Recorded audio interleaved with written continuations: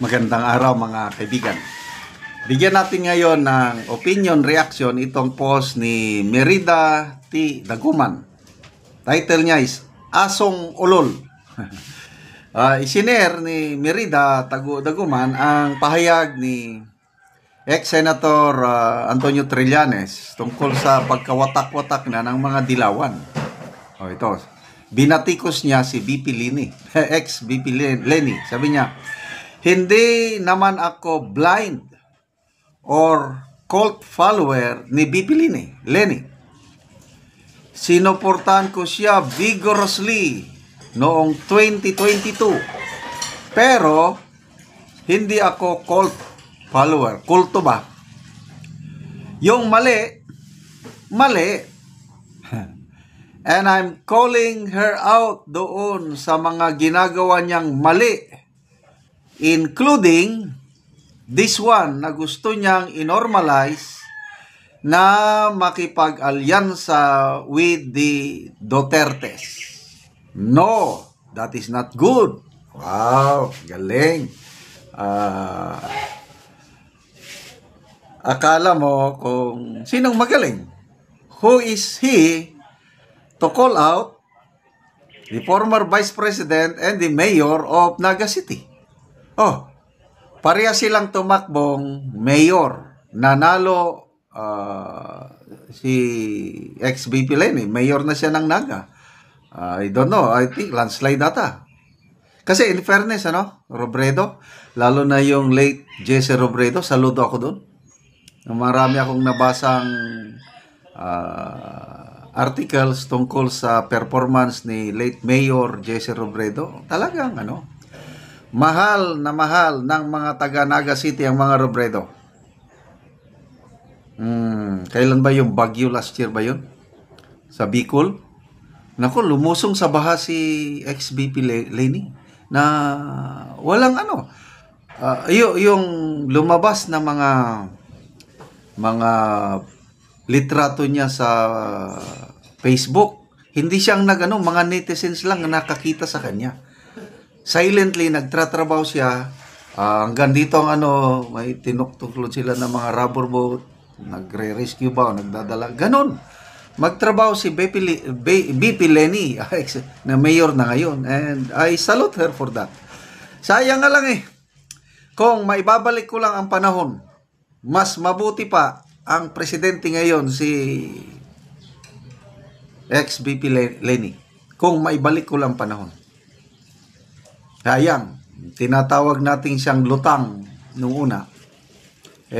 Bahala ng lutang. Basta hindi katulad ngayon. So, congratulations pala sa pagkapanalo ni BP Leni as mayor ng Naga City, at ngayon, kino-call out na siya ng natalong mayor sa Caloocan. Makita nyo sa... Akala mo, sinong magaling itong isa na mali yung ginagawa mo. Bago magtawag ng mali, tingnan mo muna yung sarili mo. Ano yung pakikipag-alyansa sa mga Duterte?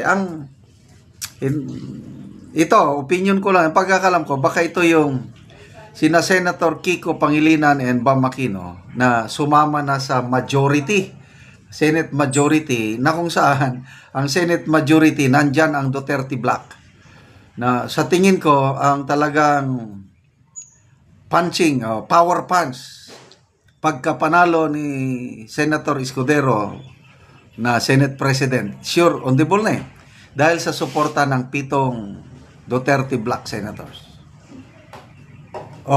Kaya, ganyan talaga sa politika, no permanent friends, no permanent enemies. Kiko and Bam, Senators Kiko and Bam, kita nila kawawa sila kung sasama sila kay Senator Risa. Independent Black.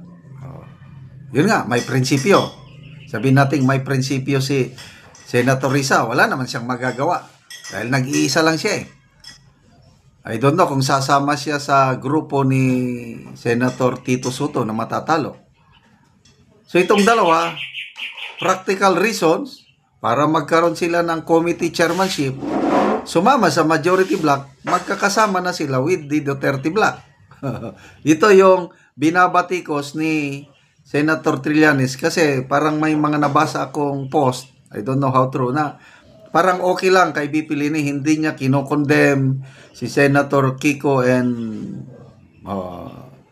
magka-partner sila nung 2022, running mate niya. Ngayon, nanalong senador si Senator Kiko at sumama sa majority block. Parang okay lang kay BP Leni for practical reasons. Parang ganon. So, yun na yung sinasabi ni Senator nino-normalize na. Mali yan. Anyway, opinion lang niya yun. Mali. I don't know kung may maniniwala sa kanya. Magbasa tayo sa mga comments, ha? May kanya-kanyang pananaw. Oh. Rico Tommy, sabi niya, you're dreaming. Jerry Ramos. Dali may tumatawag. Nico, si mami mo na. Hello? Pasensya na kayo, may tumawag. Oh. So, pabayaan ako, ganyan talaga politika. So, medyo, yung inaasam kasi ni ex-Senator Trillanes na magkaisa sila. Kasi ang manok ni Trillanes na sa pagkapangulo sa 2028, si Risa Hontiveros. Kaya nga, nagpahayag na si Senator Hontiveros na available siya by 2028. So, sabi naman ni Senator Hontiveros na sa ngayon pa lang, simulan na nila ng preparasyon, alliance building for 2028. So, anong alliance building? Yung dalawang kasamahan nila, bagong panalo, sumama na sa majority. So, wala na. Palagay ko nga, itong si Risa, opinion ko lang ito, baka hindi siya katanggap-tanggap nga siya magiging standard bearer ng Dilawan sa 2028. Baka may plano rin sila. Hindi natin alam. Ang malakas na kalaban ni BP Sara sa 2028, si BP Leni. Survey, yung latest survey ng Tangerine, 35% si BP Sara, 19% si BP Leni. Then, pangatlo si Senator Bongo. Rapi Tulfo, malayo itong si